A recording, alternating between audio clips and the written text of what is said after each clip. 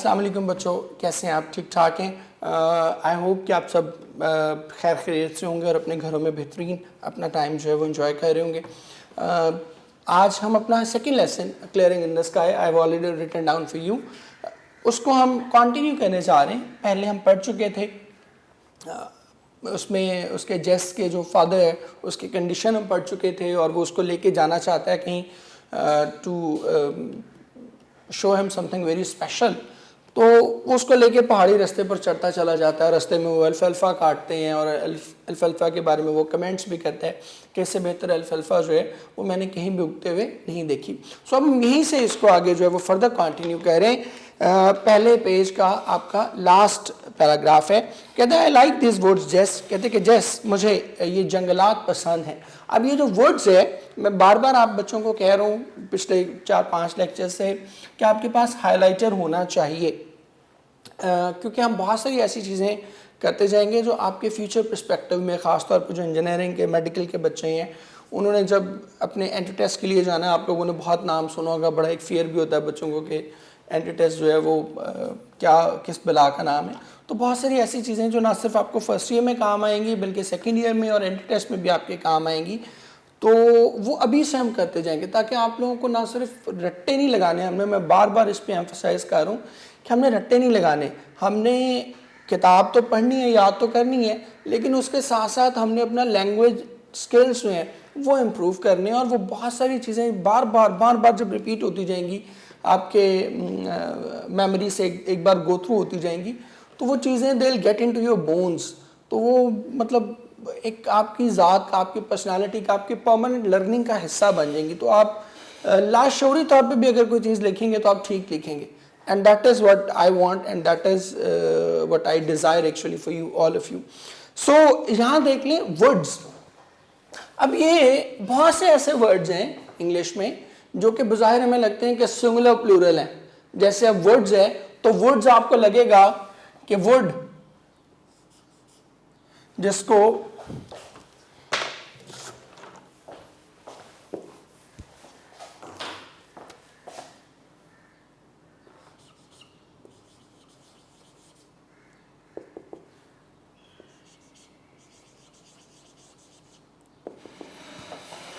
Would किसको हम कहते हैं, लकड़ी। और वर्ड्स आपको लगेगा कि शायद ये वुड की जम है, बट यू ऑल नो कि वुड जो है ये एक मटीरियल नाउन है, इसको हम कहते हैं लकड़ी।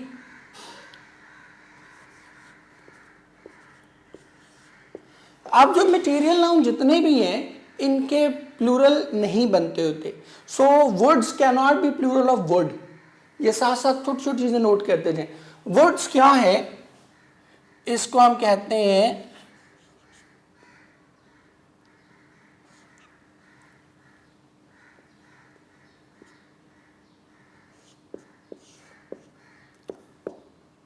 जंगलात भी कह सकते हैं और जंगल भी कह सकते हैं, ठीक है, दोनों। लेकिन जो इंपॉर्टेंट चीज़ इसमें आप लोगों ने देखनी है कि उर्दू में हम तो डिफरेंट इसको यूज़ करते हैं, जंगल सिंगुलर होता है और जंगलात उसकी जमा है।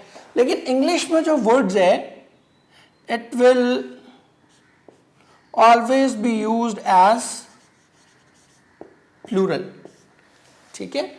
ये अगर एक जंगल के लिए भी, जैसे यहाँ पर उसने इस्तेमाल किया, यहाँ तो जंगलात के लिए, लेकिन अगर आप किसी एक जंगल के लिए भी, फॉरेस्ट के लिए भी इस्तेमाल, सिंगल फॉरेस्ट के लिए भी इस्तेमाल करेंगे तो फिर भी वुड्स ही कहेंगे, आप उसको वुड नहीं कहेंगे, क्योंकि वुड कहेंगे तो उसका मतलब क्या हो जाएगा, लकड़ी। सो दो चीज़ें इसमें देखने वाली हैं, रिपीट कर रहा हूँ। एक तो वुड्स जो है वो वुड की जमा नहीं है, वुड इज समथिंग एल्स और वुड्स कुछ और चीज़ है। वुड लकड़ी है और वुड्स क्या है, जंगलात।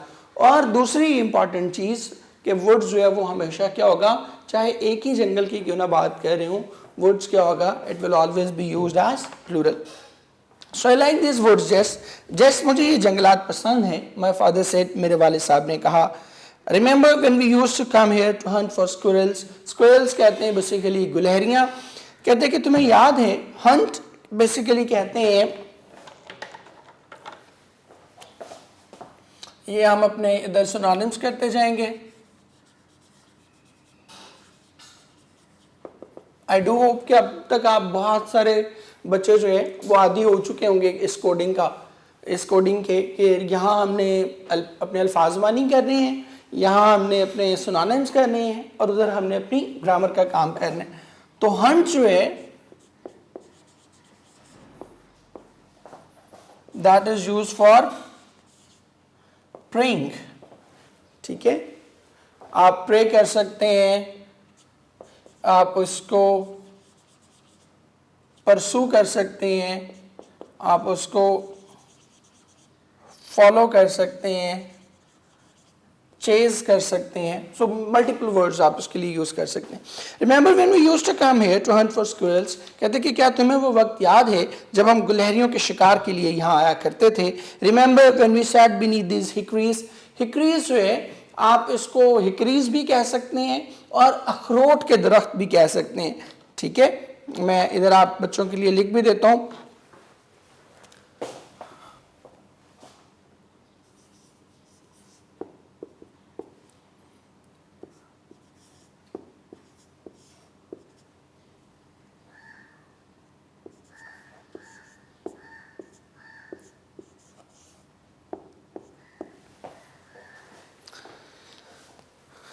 Remember when we used to come here to hunt for squirrels, क्या तुम्हें वो वक्त याद है जब हम गुलहरियों के शिकार के लिए यहाँ आया करते थे। Remember when we sat beneath these hickories, beneath कहते हैं नीचे, क्या तुम्हें वो वक्त याद है जब हम अखरोट के दरख्तों के नीचे बैठा करते थे।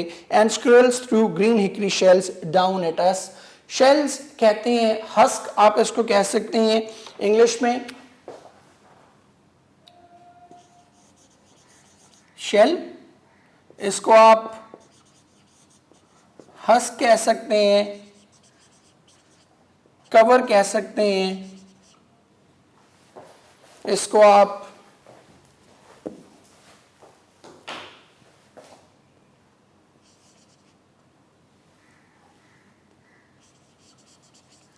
केसिंग कह सकते हैं,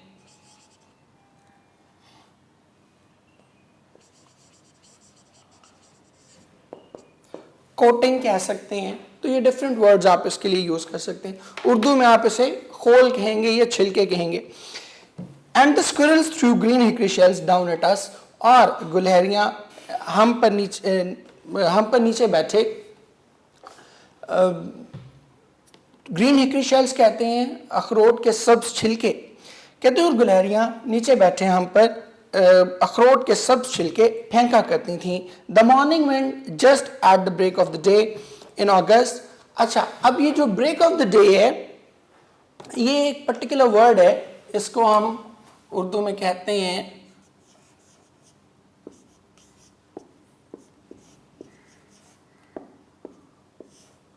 तलुए आफ्ताब। ठीक है, ये इसको टिपिकल वर्ड है। इसको ब्रेक ऑफ द डे का मतलब ये नहीं कि दिन का वक्फा, ब्रेक ऑफ द डे कि जब दिन और रात में एक फर्क आ रहा होता है, एक ब्रेक उसको कर रहा होता है ना दिन। ठीक है, रात को तोड़ के जो बाहर आ रहा होता है तो उसको उर्दू में हम कहते हैं तलुए आफ्ताब। The morning wind just at the break of the day in August, कहते हैं कि अगस्त में तलुए आफ्ताब के वक्त मॉर्निंग विंड के लिए भी आप एक टिपिकल वर्ड यूज कर सकते हैं। सुबह की हवा तो आप करेंगे, लेकिन अगर आप इसको नसीमे सहर कर लें तो और भी अच्छी बात है। ठीक है, सहर कहते हैं सुबह को, नसीम कहते हैं हवा को। ठीक है, the morning wind just at the break of the day in August, अगस्त के महीने में तलुए आफ्ताब के वक्त नसीमे सहर was so good to breathe, उसमें सांस लेना बहुत खुशगवार हुआ करता था। अगस्त के महीने में तलुए आफ्ताब के वक्त नसीम सहर में सांस लेना इंतहाई खुशगवार हुआ करता था। I cannot forget those days, मैं उन दिनों को नहीं भूल सकता। एंड इन अक्टूबर, और अक्टूबर के महीने में when the rabbits were ripe, ripe कहते हैं मैच्योर, पुख्ता उम्र को पहुंच जाना, जवान हो जाना। ठीक है, एंड इन अक्टूबर, और अक्टूबर के महीने में when the rabbits were ripe, जब खरगोश पुख्ता उम्र को पहुंच जाते या जवान हो जाते। And the frost had come, और बर्फबारी शुरू हो जाती। फ्रॉस्ट कहते हैं स्नोफॉल को। And the frost had come, और बर्फबारी शुरू हो जाती। And the hickory leaves had turned yellow, और अखरोट के पत्ते जर्द पड़ जाते। And when the October winds blew, और जब अक्टूबर की हवाएं चला करती, they rustle the big leaves. Rustle the big leaves, rustle कहते हैं उर्दू, इंग्लिश में आप इसको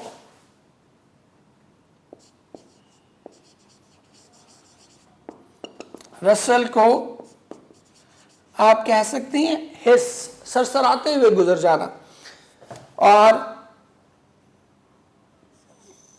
उर्दू में आप कहेंगे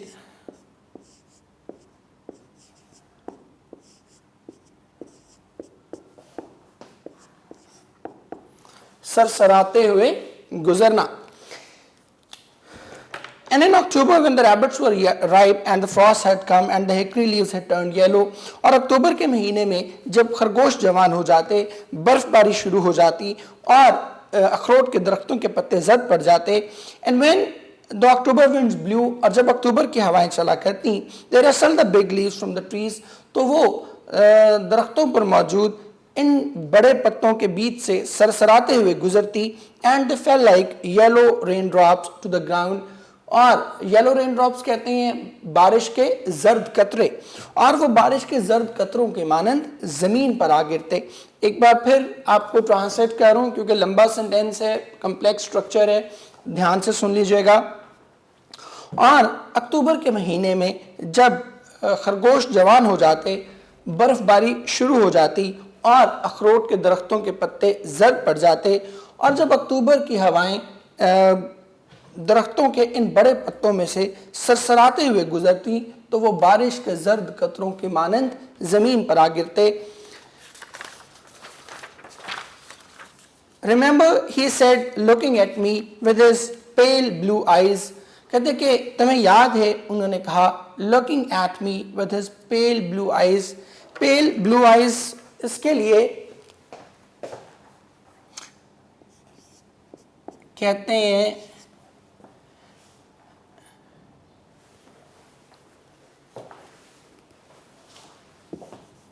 पेल कहते हैं येलो, जर्द,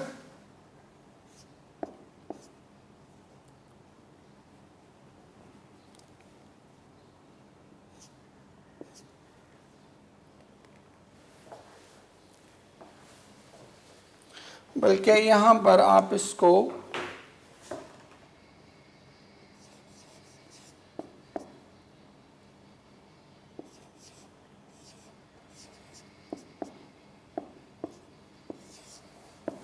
हल्की नीलगू, पेल ब्लू कहेंगे, लाइट सी। पेल का मतलब एक लाइट भी होता है, हल्का भी, उस कॉन्टेक्स्ट में भी हम इसको यूज करते हैं, तो यहां पर उसी कॉन्टेक्स्ट में आप इसको यूज करेंगे। Remember he said looking at me with his pale blue eyes, कहते कि तुम्हें याद है, उन्होंने अपनी हल्की नीली आंखों से या नीलगू आंखों से मुझे देखते हुए कहा। ठीक है, अब बार बार हमने बटन में भी किया था कि लोग, स्टेयर, गेज, इन सब के लिए हम क्या यूज करते हैं, एट यूज करते हैं। तो यहां भी आप देख लें, लुकिंग एट मी उसने कहा। How our hounds, Rags and Scout would make the rabbits circle, कि किस तरह हमारे कुत्ते रैग्स और स्काउट, अब ये कुत्तों के नाम हैं, इनको आप ऐसे लिखेंगे कि किस तरह हमारे शिकारी कुत्ते, हाउंड्स कहते हैं शिकारी कुत्तों को, कि किस तरह हमारे शिकारी कुत्ते रैग्स और scout make the rabbit circle, इसको कहते हैं खरगोशों को, मेक का मतलब है यहाँ पर मजबूर कर देना। ठीक है, यहाँ पर मेक का मतलब जो है वो बनाना नहीं है। ठीक है, कोई काम करने के लिए कहना, किसी को फोर्स करना, उसके लिए भी यहाँ पर जो है वो मेक आता है। मैं इधर लिख भी देता हूँ इसका, अगर इस वाला, ये वाला मेक आएगा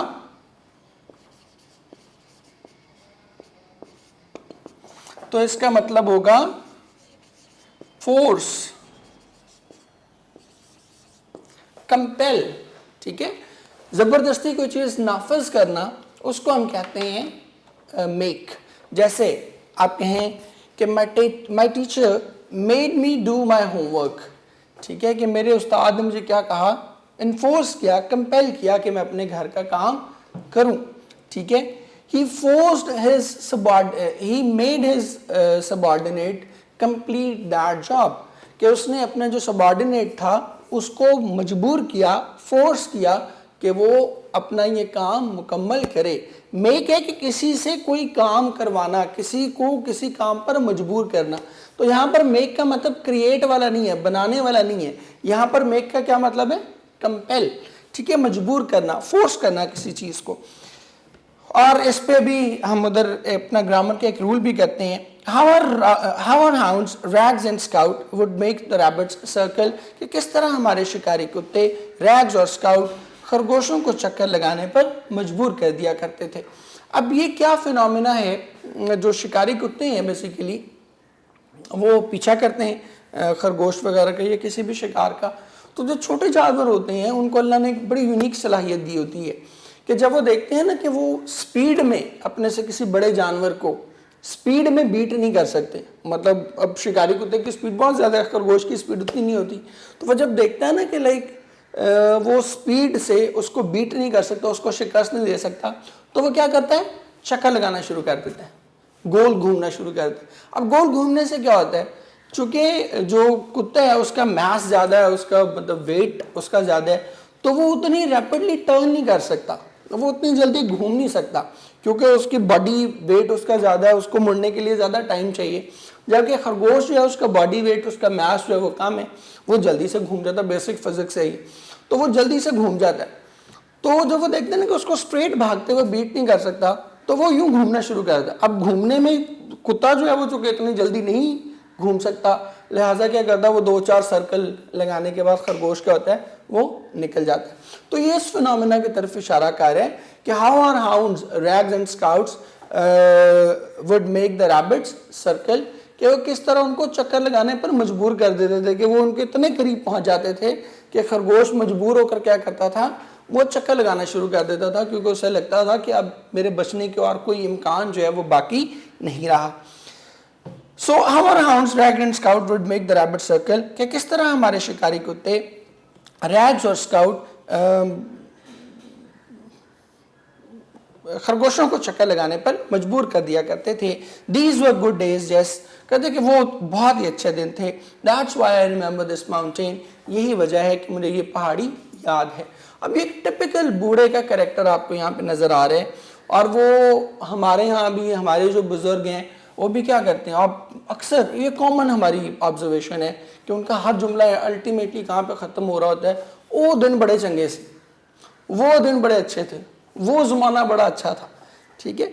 अब वो ज़माना उनको क्यों अच्छा लग रहा होता है? इसलिए नहीं होता कि शायद वो ज़माना वाकई बहुत अच्छा होता है, हर ज़माना ही अच्छा होता है, लेकिन उनको वो ज़माना क्यों अच्छा लग रहा होता है? क्योंकि उनकी यादें, उनकी एहसासात, उनके जज्बात, उनकी फीलिंग्स, या उनके वो जो गोल्डन पीरियड है जिसको आप कहते हैं अपनी यूथ का, जवानी का, जो बेहतरीन दौर इंसान के पास होता है, उस बेहतरीन दौर की यादें उस ज़माने से जुड़ी होती हैं, इसलिए उन्हें वो ज़माना भी जो है वो ज़माना अच्छा लग रहा होता है। तो जेस का कैरेक्टर भी जो है वो बिल्कुल यही है। अब आपको मैं एक बार फिर रिमाइंड करवा देता हूँ, लास्ट जो हमारा था लेसन बटन बटन, उसमें अगर आपको याद हो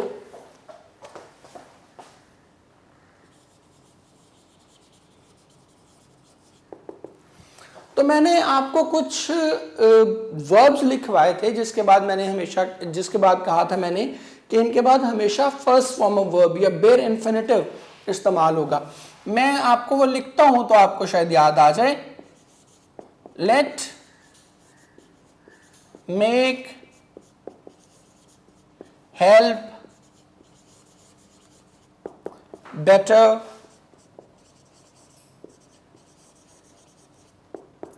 हैड बेटर। हैड बेटर से आपको याद आएगा, उसमें वो कहते हैं you had better leave, Arthur कहता है मिस्टर सीवर्ड को, ठीक है। तो उस वक्त मैंने आपको बताया था कि हैड बेटर के बाद यहाँ थर्ड फॉर्म नहीं आएगी, हैड बेटर के बाद क्या आएगी? फर्स्ट फॉर्म आएगी। हैड बेटर है,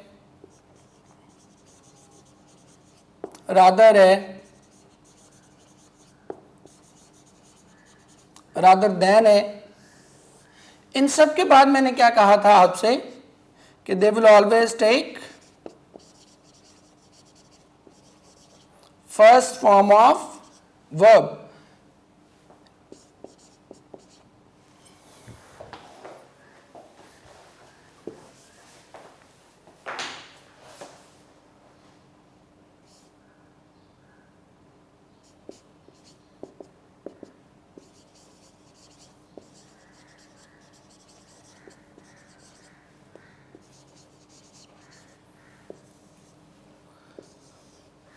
इनके साथ जो है वो टू भी हम इस्तेमाल नहीं करेंगे, ठीक है।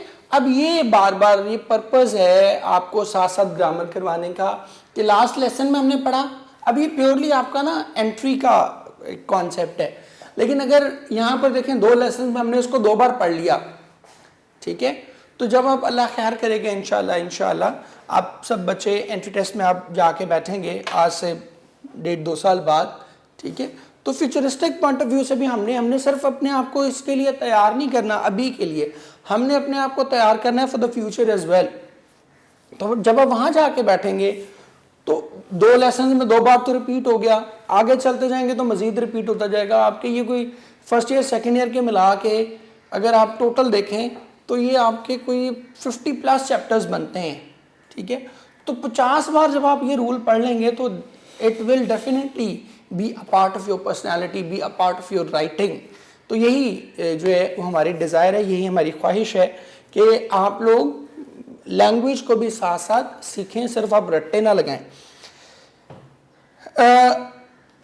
हम बात कर रहे थे कि वो कहते हैं कि that's why I remember this mountain, कि मुझे वो अपनी जो जवानी की यादें हैं वो इस माउंटेन पर जो है वो दोबारा खींच कर लाएंगे। और ये इंपॉर्टेंट चीज़ इसलिए भी है क्योंकि इसके मुतालिक आपका क्वेश्चन भी आएगा एंड पे, जब हम क्वेश्चन डिस्कस करेंगे तो उसमें भी मैं आपसे ये चीज़ शेयर करूँगा।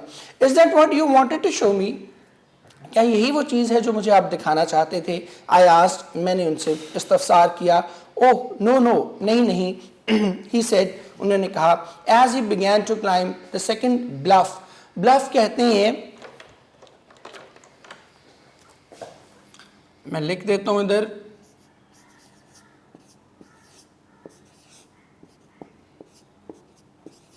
अमूदी पहाड़ी चट्टान, ठीक है। इंग्लिश में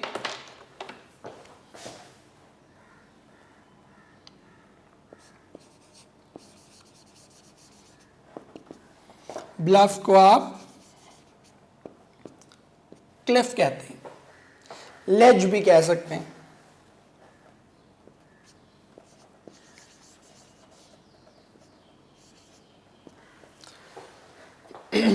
ओ नो कहते ओह नहीं, ही सेड, उन्होंने कहा। As he began to climb the second steep bluff, उस दूसरी अमूदी पहाड़ी चट्टान पर चढ़ते हुए, that lifted abruptly from the flat towards the sky.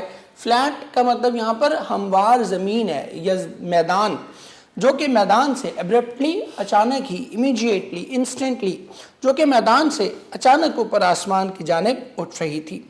The pines on the top of the mountain above us looked as if the fingers of their long bows were fondling the substance of a white cloud. Pines कहते हैं सनोबर के दरख्त, मैं लिख भी देता हूँ आप बच्चों के लिए।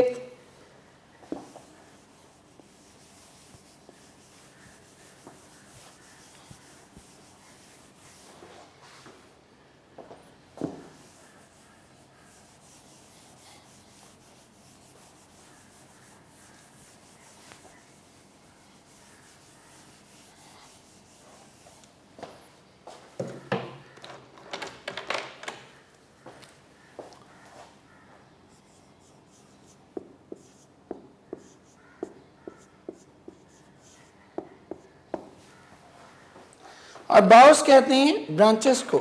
The pines on the top of the mountain above us, above अस का मतलब, अब ये बड़ी ट्रिकी लाइन है, ठीक है।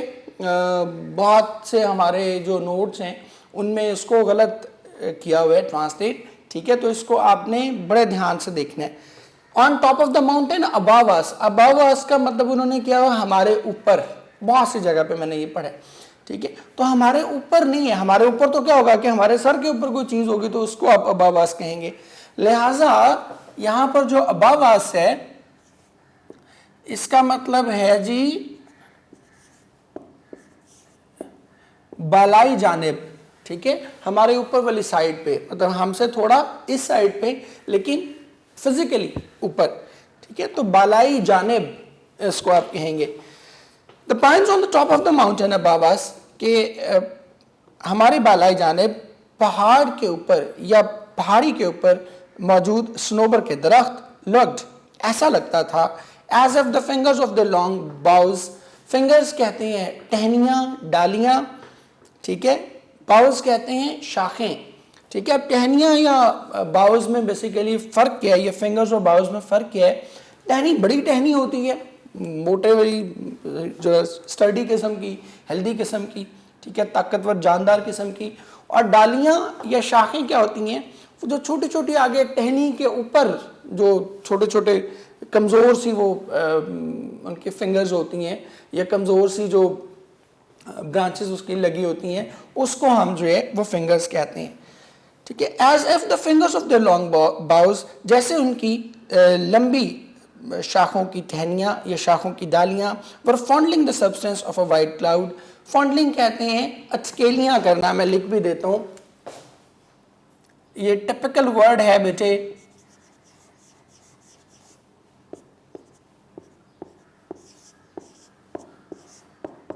अचकेलियाँ करना।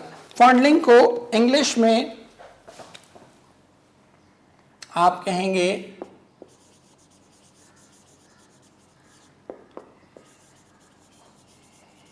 कैरेसिंग कहते हैं, ठीक है, लाड प्यार करना, अचकेलियाँ करना। सब्सटेंस मादा, वाइट क्लाउड, सफ़ेद बादल, कहते हैं कि हमारे बालाई जानिब मौजूद हमारे बालाई जानिब पहाड़ी के ऊपर मौजूद सनोबर के दरख्त की टहनियाँ, सनोबर के दरख्त ऐसा महसूस होता था जैसे उनकी लंबी शाखों की डालियाँ white fondling with the substance of white cloud, सफ़ेद बादल के मादे के साथ अटकेलियाँ कर रही हूँ। रिपीट कर रहा हूँ, लाइन थोड़ी कम्प्लेक्स है, एक बार फिर सुन लीजिएगा। The pines on the top of the mountain above अस, हमारे बालाई जानिब पहाड़ी के ऊपर मौजूद सनोबर के दरख्त ऐसा महसूस होता था जैसे उनकी लंबी शाखों की डालियाँ सफ़ेद बादल के मादे के साथ अटकेलियाँ कर रही हों। Whatever my father wanted me to see, मेरे वालिद मुझे जो कुछ भी दिखाना चाहते थे, was on top of the highest point of my farm. Farm कहते हैं ज़रई रकबा, हाइएस्ट पॉइंट कहते हैं बुलंद तरीन मकाम। बुलंद, अब यहाँ पर पॉइंट का मतलब नुक्ता नहीं होगा, यहाँ पर पॉइंट का मतलब क्या होगा? मुकाम। मेरे वालिद मुझे जो कुछ भी दिखाना चाहते थे वो हमारे ज़रई रकबे के बुलंद तरीन मकाम पर मौजूद था। And with the exception of last 3 years, exceptions कहते हैं सिवाय, और सिवाय गुज़श्ता 3 सालों के, I had been over this point many times, मैं बेशुमार बार इस जगह पर जा चुका था। आई हैड नेवर सीन, और ये इम्पॉर्टेंट है, मार्क कर लीजिएगा क्योंकि इसके मुतालिक जो है वो क्वेश्चन भी एंड पे आएगा। I had never seen anything extraordinary upon this high point of rugged land. Rugged land कहते हैं बंजर ज़मीन, नाहमवार ज़मीन भी कह सकते हैं। हाई पॉइंट कहते हैं बुलंद तरीन मकाम। एक्स्ट्राऑर्डिनरी गैर मामूली, एक्सेप्शनल, ठीक है। I had never seen anything extraordinary upon this high point of rugged land, कहते कि मैंने इस नाहमवार ज़मीन के बुलंद तरीन मकाम पर कोई भी गैर मामूली चीज़ नहीं देखी थी। I had seen the beauty of many wild flowers।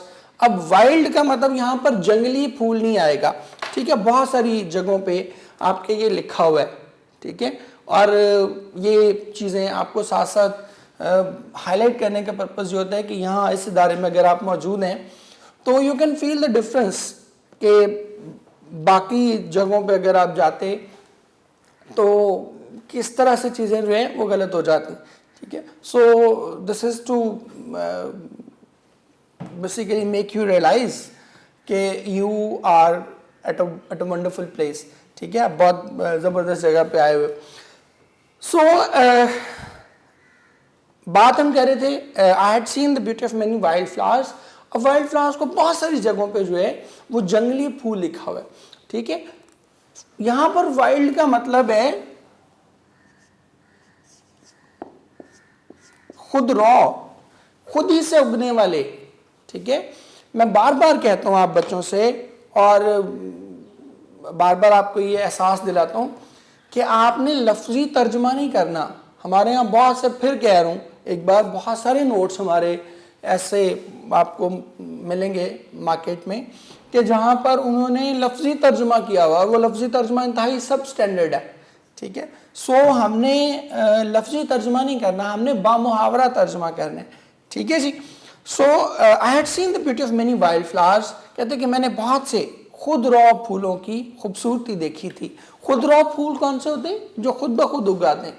अब जंगलों में आपको पता है कि फूल खुद ब खुद उगाते हैं, ठीक है, ऑटोमेटिकली उगते रहते हैं, कोई प्लांट नहीं करता उन्हें। तो उस कॉन्टेक्स्ट में इसको वाइल्ड फ्लावर्स कहा है कि जो खुद ब खुद ही उगते रहते हैं, ठीक है, कोई उन्हें प्लांट नहीं करता। आई had seen the beauty of many wild flowers, कहते कि मैंने बहुत से खुदरौ फूलों की खूबसूरती देखी थी। A few rock cliffs, cliffs कहते हैं वही लेज, अभी हमने किया है इसको, ठीक है, लेज भी कह सकते हैं, माउंटेन भी कह सकते हैं, ब्लफ भी कह सकते हैं। अ फ्यू रॉक क्लिफ्स, कहते हैं कि कुछ पहाड़ी चोटियाँ। And many species of hard and softwood trees, species कहते हैं काइंड्स, टाइप्स, आप बायो में पढ़ चुके होंगे इसको definitely. And many species of hard and softwood trees, और सख्त और नरम लकड़ी के दरख्तों की बहुत सी इकसाम। कहते हैं कि मैंने वहाँ पर बहुत से खुदरौ फूलों की खूबसूरती, कुछ पहाड़ी चोटियाँ और नरम और सख्त लकड़ी के दरख्तों की बहुत सी इकसाम देख रखी थी। Why do you take the path straight up the point, straight up कहते हैं सीधा। कहते हैं कि आपने इस मकाम पर आने के लिए बिल्कुल सीधे रास्ते का इस्तेमाल क्यों किया? आई आस्क्ड, मैंने इस्तफसार किया। Look at these other paths, कहते हैं कि इन दूसरे रास्तों की जानिब देखें। पाथ्स कहते हैं पैसेज, वे, ट्रैक, ट्रैक, कुछ भी कह सकते हैं आप इसको। What are they doing here? ये सब आखिर यहाँ किस लिए हैं? Within the distance of a few yards, कहते हैं कि हमसे चंद गज के फासले पर ही several paths left the main path and circle around the slope. Main path कहते हैं मरकजी रास्ता, बहुत से रास्ते मरकजी रास्ते से अलग हुए। And circle around the slope, और पहाड़ी के गिर्द बल खाते हुए gradually climbing the mountain, Aahista Aahista, gradually कहते हैं स्लोली, आहिस्ता आहिस्ता पहाड़ी पर चढ़ते चले गए। अब ये एक कॉमन फिनोमेना है, हम सभी पहाड़ी इलाकों पे हमने किसी न किसी टाइम पे सफ़र किया होता है। तो आप देखते हैं कि पहाड़ पर चढ़ने के लिए एक तो बिल्कुल सीधा रास्ता जा रहा होता है, अमूमन वो नहीं होता, या थोड़ा स्टीप होता है बहुत ज़्यादा। कुछ होता है कि रास्ते यूं घूम के जा रहे होते हैं, ठीक है। नॉर्मली पहाड़ों पर क्या करते हैं, रोटेट करके रास्ते हम जो है रिवॉल्व करते हुए जो है वो आहिस्ता आहिस्ता आहिस्ता आहिस्ता पहाड़ी पे जाते हैं। एक सीधा रास्ता भी जा रहा होता है जो बड़ा ही टफ होता है। अब उसके बाप ने क्या किया है, remember he is ill for the past 40 years, पिछले 40 साल से बीमार है। उसने क्या किया है, बिल्कुल सीधा रास्ता इख्तियार किया है। वो जो आहिस्ता आहिस्ता आहिस्ता आहिस्ता ऊपर ग्रेजुअली ऊपर जा रहे थे रास्ते जो कि कंपैरेटिवली आसान थे, उन रास्तों को उसने चूज नहीं किया। कहते हैं all paths go to the same place, he answered, कहते हैं कि तमाम रास्ते एक ही जानिब जाते हैं। उसने जवाब दिया, उन्होंने जवाब दिया। Then why do you take the steep one, कहते हैं लेकिन फिर आपने अमूदी रास्ते का इंतखाब क्यों किया? आई आस्क्ड, मैंने इस्तफसार किया। आई विल एक्सप्लेन लेटर, मैं बाद में इसकी वजाहत करूँगा। He spoke with half breaths, half breath कहते हैं उखड़ती सांस के साथ, फूलती सांस के साथ। उन्होंने उखड़ती सांसों के साथ जवाब दिया। ही रेस्टेड अ मिनट, वो एक लम्हे के लिए रुके। To catch his second wind, ठीक है, सेकेंड विंड कहते हैं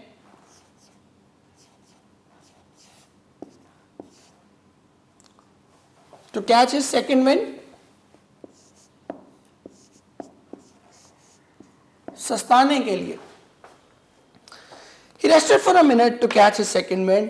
वो कुछ देर सस्ताने के लिए एक लम्हा रुके। While I managed to stand on the path by holding to a little sapling, जबकि मैंने sapling कहते हैं नन्हा सा पौधा, a small tree, लिख भी देता हूँ।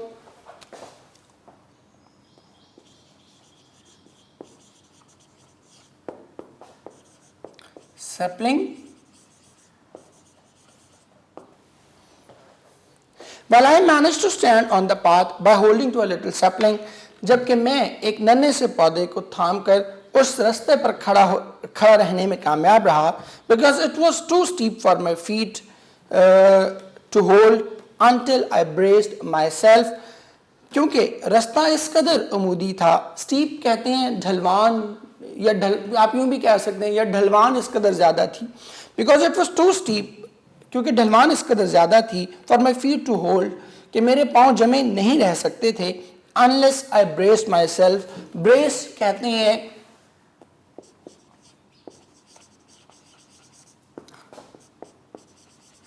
टाई कर सकते हैं, नेट कर सकते हैं, होल्ड कर सकते हैं, ये सारे आप इसमें जो है वो यूज़ कर सकते हैं।